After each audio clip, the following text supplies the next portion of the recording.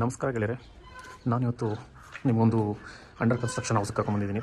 ಯಾತಕ್ಕೋಸ್ಕರ ಕರ್ಕೊಂಬಂದಿದ್ದೀನಿ ಅಂತ ಹೇಳಿದ್ರೆ, ತುಂಬ ಜನಕ್ಕೆ ಒಂದು ಸೈಜ್, ರೂಮ್ ಸೈಜ್ ಆಗಿರ್ಬೋದು, ಹಾಲ್ ಸೈಜ್ ಆಗಿರ್ಬೋದು ಡಿಸೈಡ್ ಮಾಡೋದಕ್ಕೆ ತುಂಬ ಕಷ್ಟ ಆಗುತ್ತೆ. ಇದು ಚಿಕ್ಕದಾಗುತ್ತಾ ದೊಡ್ಡದಾಗುತ್ತಾ ಅಂತಕ್ಕಂಥ ಒಂದಷ್ಟು ಡೌಟ್ಸ್ ನಮಗಿರುತ್ತೆ. ಸೊ ಇಲ್ಲಿ ನೋಡ್ಬೋದು ನೀವು, ಈ ಒಂದು ಹಾಲ್ ಬಂದು 13 ಫೀಟ್, ಈ ರೀತಿ 13 ಇದೆ. ಸೊ ಈ ಒಂದು ಲೆಂತ್ ಬಂದು 19.5 ಇದೆ. ಸೊ 19.5 into 13 ಫೀಟ್ ಹಾಲ್ ಯಾವ ರೀತಿ ಕಾಣಿಸುತ್ತೆ ಅಂತ ನೀವು ನೋಡ್ಬೋದು. ಯಾವ ರೀತಿ ಎಂಟ್ರಿ ಆಗಿದ ತಕ್ಷಣ ಎಷ್ಟು ಸ್ಪೇಷಿಯಸ್ ಆಗಿರುತ್ತೆ, ವಾರ್ಮ್ ಎಂಟ್ರಿ ಕೊಡುತ್ತೆ.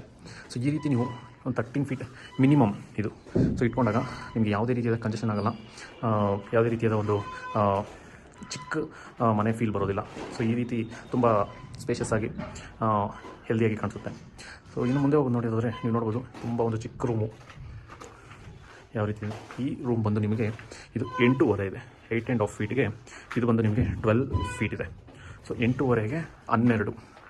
ಸೊ ಈ ರೀತಿ ಬರುತ್ತೆ ನಿಮಗೆ ಈ ಒಂದು ಚಿಕ್ಕ ರೂಮು. ಈ ರೀತಿ ಸ್ಟೋರ್ ರೂಮ್ ಥರ ಮಾಡಿರೋದು. ಆ್ಯಕ್ಚುಲಿ ನೋಡ್ಬೋದು 8.5 ಕೊಟ್ಟಾಗ ಯಾವ ರೀತಿ ಸ್ಪೇಸಿಂಗ್ ನಮಗೆ ಬರುತ್ತೆ ಅಂತೇಳಿ.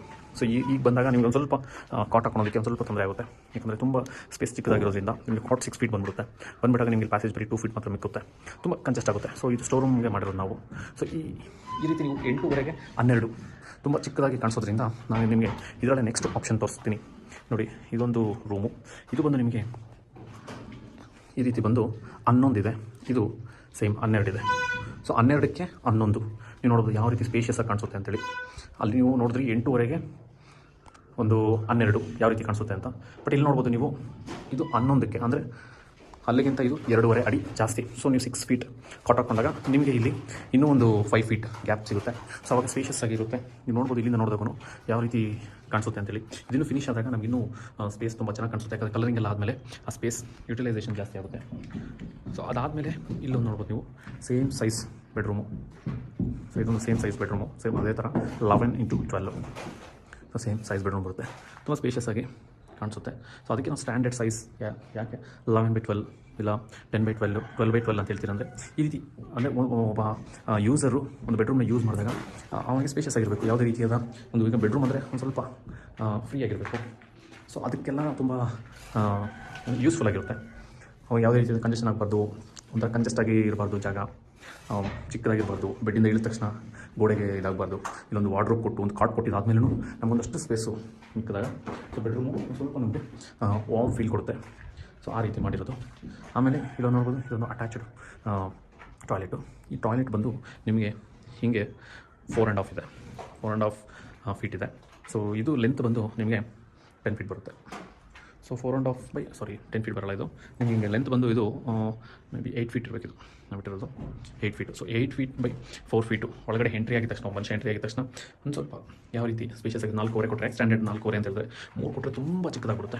4.5 ಕೊಟ್ಟಾಗ ಏನಾಗುತ್ತೆ, ಒಂದು ಸ್ವಲ್ಪ ಬಂದಿದ ತಕ್ಷಣ ನೋಡಿ ಅಲ್ಲಿ ಡೋರ್ ಇದೆ, 3 ಫೀಟ್ ಡೋರು. ಬಂದಿದ ತಕ್ಷಣ ಒಂದು ಸ್ವಲ್ಪ ಒಂದು ವಾಶ್ ಬೇಸಿನ್ ಆಗಿರ್ಬೋದು, ನೆಕ್ಸ್ಟ್ ಬಂದ ತಕ್ಷಣ ಒಂದು ಕಮೋಡ್ ಆಗಿರ್ಬೋದು, ಇನ್ನೊಂದು ಶವರ್ ಆಗಿರ್ಬೋದು. ತೊಗೊಬೇಕಾದ್ರೆ ಒಂದು ಸ್ವಲ್ಪ ಸ್ಪೇಸ್ ಇರಬೇಕು. ಒಂದು 2.5 ಫೀಟ್ ನಾವು ಶವರ್ ಯೂಸ್ ಮಾಡಿದಾದಮೇಲೆ ಒಂದು 2 ಫೀಟ್ ನಮ್ಗೆ ಜಾಗ ಇರುತ್ತೆ. ಸೊ ಈ ರೀತಿ ನಾವು ಸ್ಪೇಸ್ನ ಡಿಸೈಡ್ ಮಾಡಬೇಕಾಗುತ್ತೆ. ಪ್ಲ್ಯಾನ್ ಮಾಡಬೇಕಾದ್ರೂ ಅಷ್ಟೇ. ಕಮೋಡ್ಗೆ ಎಷ್ಟು ಬೇಕು, 1.5 ಫೀಟ್ ಕಮೋಡಿಗೆ ಬೇಕು. ಕಮೋಡಿಗೆ ಬೇಕಾದಾಗ ಆ ಗನ್ನಿಗೆ ಎಲ್ಲ ಸೇರಿ 2 ಫೀಟ್ ಕಮೋಡಿಗೆ ಬೇಕಾಗುತ್ತೆ. ಆ 2 ಫೀಟ್ ಆದಮೇಲೆ ಎಷ್ಟು ಸ್ಪೇಷಿಯಸ್ ಆಗಿ ಜಾಗ ಸಿಗುತ್ತೆ ನಮಗೆ. ಸೊ ಶವರ್ ಮಾಡಬೇಕಾದ್ರೆ ಒಂದು 2 ಫೀಟ್ ಬೇಕು, 1.5 to 2 ಫೀಟು. ಅದಾದಮೇಲೆ ಎಷ್ಟು ಜಾಗ ಸಿಗುತ್ತೆ ನಮಗೆ. ಇಲ್ಲೊಂದು ವಾಶ್ ಬೇಸಿನ್ನು ಪ್ರೊವೈಡ್ ಮಾಡ್ಬೋದು ನಾವು. ಸೊ ಈ ರೀತಿ ಒಂದಷ್ಟು ಎಲಿಮೆಂಟ್ಸ್ನ ನಾವು ಡಿಸೈಡ್ ಮಾಡಬೇಕಾಗುತ್ತೆ. ರೂಮಲ್ಲಿ ಬಂದಾಗ ಏನೆಲ್ಲ ಫರ್ನಿಚರ್ಸ್ ಆಗಿರ್ಬೋದು, ಎಕ್ವಿಪ್ಮೆಂಟ್ಸ್ ಬರುತ್ತೆ, ಕಾಟ್ ಆಗಿರ್ಬೋದು, ವಾರ್ಡ್ರೋಬ್ ಆಗಿರ್ಬೋದು, ಸ್ಟಡಿ ಟೇಬಲ್ ಆಗಿರ್ಬೋದು, ಈ ರೀತಿ ಒಂದಷ್ಟು ಮಿರರ್ ಆಗಿರ್ಬೋದು, ಒಂದಷ್ಟು ಎಲಿಮೆಂಟ್ಸ್ನ ನಾವು ಕವರ್ ಮಾಡಿದಾಗ ಒಂದು ಐಡಿಯಾ ಇರಬೇಕು, ಒಂದು ಸ್ಪೇಸ್ ಅಂದರೆ ಯಾವ ರೀತಿ ಕಾಣಿಸುತ್ತೆ ಅಂತೇಳಿ. ಮೇಯ್ನ್ ಪಾಯಿಂಟ್ ನಾವು ಬಂದಿರೋದು ಇದೊಂದು ಕಿಚನ್. ಯಾಕೆ ಈ ಮನೆ ನಾವು ತೋರಿಸ್ತಿದ್ದೀರಿ ಅಂತ ಹೇಳಿದ್ರೆ, ಇದೊಂದು ವೆಲ್ ಪ್ಲ್ಯಾನ್ಡ್ ವಿತ್ ಒಂಥರ ಅಂದರೆ ಅಷ್ಟು ಜಾಸ್ತಿ ಕೊಟ್ಟಿಲ್ಲ, ಅಷ್ಟು ಕಡಿಮೆ ಕೊಟ್ಟಿಲ್ಲ, ಒಂದು ಸ್ಟ್ಯಾಂಡರ್ಡ್ ಸೈಜ್ ಹೌಸ್ ಇದು. ಸೊ ಇಲ್ಲಿ ನೋಡ್ಬೋದು ನೀವು, ಈ ಒಂದು ಕಿಚನ್ ಬಂದು ನಿಮಗೆ 7.8 ಅಂದರೆ 7.25ಕ್ಕೆ ಇದು ನಿಮಗೆ 12.5 ಬರುತ್ತೆ. ಲೆಂತ್ ತುಂಬ ಇದೆ. ಸೊ ಇದು 7.25 ನೋಡಿ. 7.25 ಕೊಟ್ಟಾಗ ಯಾವ ರೀತಿ ಕಾಣಿಸುತ್ತೆ ಕಿಚನ್ನು ನಮಗೊಂದು ಐಡಿಯಾ ಇರಲ್ಲ. 7.25 ಅಂತ ತುಂಬ ಚಿಕ್ಕದು ಅಂತ ಹೇಳ್ಬಿಡ್ತೀರಿ. ಬಟ್ 7.25 ಕೊಟ್ಟಾಗ ನೋಡಿ ಯಾವ ರೀತಿ ಸ್ಪೇಷಿಯಸ್ ಕಾಣಿಸುತ್ತೆ. ಅಷ್ಟು ಯಾಕಂದರೆ ನಮಗೆ ಜಾಗ ಇದ್ದರೆ ನೀವು 10 ಫೀಟ್ ಕೊಡ್ಬೋದು, 12 ಫೀಟ್ ಕೊಡ್ಬೋದು. There is no any problem. But ಜಾಗ ಕಂಜೆಸ್ಟ್ ಆಗಿದ್ದಾಗ ನಾವು ಅದನ್ನು ರಿಕ್ವೈರ್ ಒಂದು ವೇಯಲ್ಲಿ ಉಪಯೋಗಿಸ್ಕೊಬೇಕಾಗುತ್ತೆ. ನೋಡಿ ಇಲ್ಲಿ 7.5 ಫೀಟು ನಮಗೆ ಸ್ಪೇಸ್ ಇದೆ. ನಮಗೆ ಇಲ್ಲಿ ಕೌಂಟ್ರ್ ಬಂದು ಒಂದು 1.5 ಫೀಟ್ ಬರುತ್ತೆ. 1.5 ಫೀಟ್ ಕೌಂಟ್ರ್ ಬಂದಾದಮೇಲೆ ನಮಗೆ ಇಲ್ಲಿ ಒಂದು 5 ಫೀಟ್ ಮಿಗುತ್ತೆ. ಸಾರಿ 5 ಅಂತೀನಿ, 6 ಫೀಟ್ ಮಿಕ್ಕುತ್ತೆ ನಿಮಗೆ. 6 + 1.5 7.5 ಆಗುತ್ತೆ. ಸೊ 6 ಫೀಟಲ್ಲಿ ನೀವು ತುಂಬ ಸ್ಪೇಷಿಯಸ್ ಆಗಿರುತ್ತೆ. 6 ಫೀಟಲ್ಲಿ ಆರಾಮಾಗಿ ನೀವು ಕೆಲಸ ಮಾಡ್ಬೋದು, ಕಟಿಂಗ್ಸ್ ಮಾಡ್ಬೋದು, ನೀವು ಬೇರೆ ಕಿಚನ್ ಏನೇ ಕೆಲಸಗಳನ್ನಾಗಿ ಮಾಡ್ಬೋದು.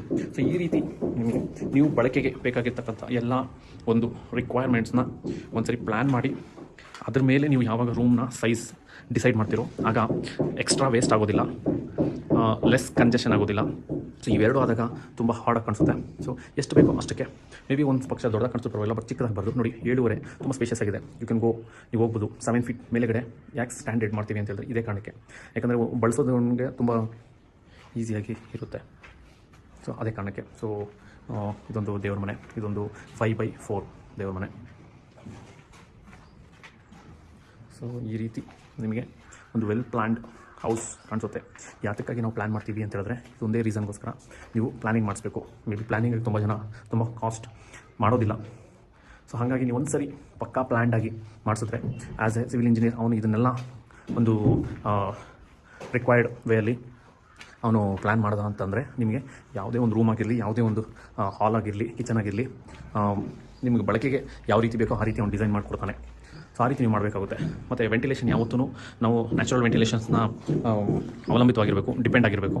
ಸೊ ಯಾಕಂದರೆ ಎನರ್ಜಿ ಎಫಿಷಿಯನ್ಸಿ ತುಂಬ ವರ್ಕ್ ಆಗುತ್ತೆ. ನೀವು ನೋಡ್ಬೋದು ಯಾವ ರೀತಿ ಇದು ಈಸ್ಟು, ಇದು ನಾರ್ತ್ ಬರುತ್ತೆ ನಮ್ಮದು. ಸೊ ಈಸ್ಟು ಮತ್ತು ನಾರ್ತ್ ಕಡೆಯಿಂದ ಯಾವ ರೀತಿ ಒಂದು ವಾರ್ಮ್ ಲೈಟಿಂಗ್ಸ್ ಬರ್ತಾ ಇದೆ ಅಂತೇಳಿ. ನಿಮ್ಗೆ ಯಾವುದೇ ರೀತಿಯಂಥ ಒಂದು ಲೈಟಿಂಗ್ಸ್ ಬೇಕಾಗಲ್ಲ. ಇಲ್ಲಿ ವೆಂಟಿಲೇಷನ್ಸ್ ಆಗಿರ್ಬೋದು, ವಿಂಡೋಸ್ ಓಪನ್ ಮಾಡಿದಾಗ ಎಷ್ಟು ತುಂಬ ಚೆನ್ನಾಗಿ ವೆಂಟಿಲೇಷನ್ಸ್ ಬರುತ್ತೆ. ಏರ್ ಸರ್ಕ್ಯುಲೇಷನ್ ಆಗಿರ್ಬೋದು, ತುಂಬ ಚಂದವಾದ ಏರ್ ಸರ್ಕ್ಯುಲೇಷನ್ಸ್ ಇರುತ್ತೆ ನೋಡಿ. ಒಂದು ರೂಮಲ್ಲಿ ಕೂಡ ನಿಮಗೆ ಯಾವ ರೀತಿ ಒಂದು ಲೈಟಿಂಗ್ಸ್ ಇರುತ್ತೆ, ಒಂದು ಗುಹೆ ಥರ ಆಗ್ಬಿಡ್ಬಾರ್ದು. ವಾಸ್ತು ಅನ್ನೋದು ಇಲ್ಲೇ ವರ್ಕ್ ಆಗೋದು ನೋಡಿ. ಕಿಚನ್ಗೆ ಎಷ್ಟು ಚೆನ್ನಾಗಿ ವೆಂಟಿಲೇಷನ್, ಈಸ್ಟಿಂದ ಬರ್ತಕ್ಕಂಥ ಒಂದು ಗಾಳಿನ ಯಾವ ರೀತಿ ನಾವು ಬಳಸ್ಕೊಂಡಿದ್ದೀವಿ ಅಂತೇಳಿ. ಸೊ ಹಾಗಾಗಿ ಮೊದಲನೇದಾಗಿ ನಾವು ಆದಷ್ಟು ವೆಂಟಿಲೇಷನ್ಸ್ನ ನಾರ್ತ್ ಈಸ್ಟು ಸೌತ್ ಈಸ್ಟು ಈ 3 ಜಾಗಗಳಲ್ಲಿ ಮ್ಯಾಕ್ಸಿಮಮ್ ನಂಬರ್ ಆಫ್ ಓಪನಿಂಗ್ಸ್ನ ಕೊಡೋದಕ್ಕೆ ನೋಡಬೇಕು. ಅದಾದಮೇಲೆ ನೀವು ಸೌತ್ ವಾಲು, ಬೇಕಂದರೆ ಬೆಡ್ರೂಮ್ಸ್ ಎಲ್ಲ ಸೌತ್ ಈಸ್ಟು ಮತ್ತು ನಾರ್ತ್ ವೆಸ್ಟಲ್ಲಿ ಬರೋದ್ರಿಂದ ಸೌತ್ ವೆಸ್ಟು ನಾರ್ತ್ ವೆಸ್ಟ್ನ ನೀವು ಲಿಮಿಟೆಡ್ ಓಪನಿಂಗ್ಸ್ಗೆ ಸ್ಟಾಪ್ ಮಾಡಬೇಕಾಗುತ್ತೆ. ಯಾಕಂದರೆ vastu is depends upon the sunrise and sunsets. So ಅಲ್ಲಿವರೆಗೂ ನಡೀತಕ್ಕಂಥ ಎಲ್ಲ ಕಾರ್ಯಗಳನ್ನು ನಾವು ಒಂದು ವಾಸ್ತುವಿನ ರೂಪದಲ್ಲಿ ಒಂದು ಪ್ಲ್ಯಾನ್ನ ಮಾಡಬೇಕಾಗುತ್ತೆ. ಸೊ ಇದು ನನ್ನೊಂದು ಚಿಕ್ಕ ವಿಡಿಯೋ. ನಮಸ್ಕಾರ.